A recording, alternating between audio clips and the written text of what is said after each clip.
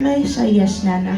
Yes, Nana. Let's do a bedtime story. I don't know what just fell out there. Been bookmarked, no expense spared. Look at that. Are you ready? Are you sitting nice and still? Are you comfortable? Are you cuddling the person next to you as long as they're in your bubble? No, we need distance. You need distance, do you? Is it usually a nice threesome then down the front, but you've had a bit of a row? Okay. Now I'm going to tell you the story of Rindasella and her sugliesters.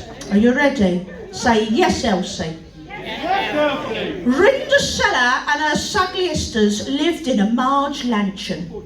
Rindasella worked very hard, frabbing slaws, emptying poss pits and shivelling shot. And at the end of the day, the poor girl was knucking fackered.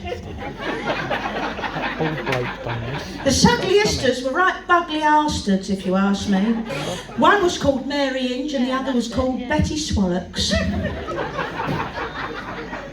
They were really horrible uckers. They had Fetty Sweet and Fetty Swannies.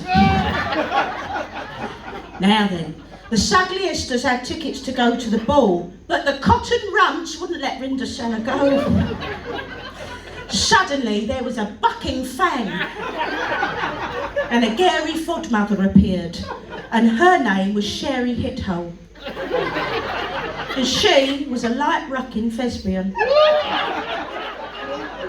She turned a pumpkin and 6 mite wives into cucking huge farriers with 6 dandy ronkies who had huge ollocks and dick bicks.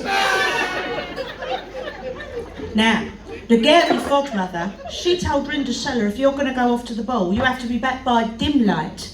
Otherwise, there would be a cucking calamity. At the ball, Rindasella, she was dancing with the Pransome Hints, when suddenly the clock struck 12. And Rindasella thought, my stall cracking chitey.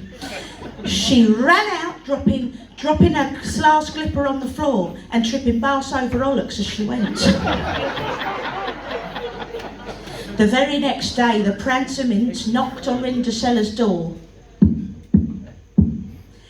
And the sugliesters let the Pransome Hints in. Suddenly, Betty Swallocks lifted her leg and let out a fig bart.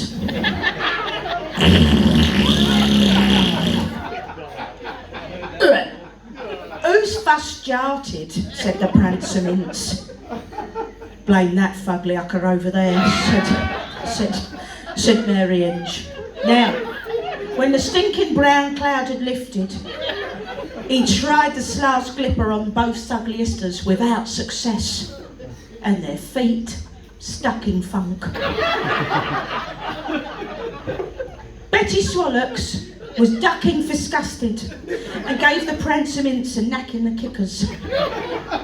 This was not difficult, as he had bucking few jaws and a hig bard on. He tried the slars glipper on Rindasella. Well, he said it wrong then. He tried the slars glipper on Rindasella and it fitted pucking perfectly. Rindasella and the Pransome Hints were married. The Pransome Hints lived his life in lucking fuckery, and Rindasella lived hers with a foal and swanny. The end.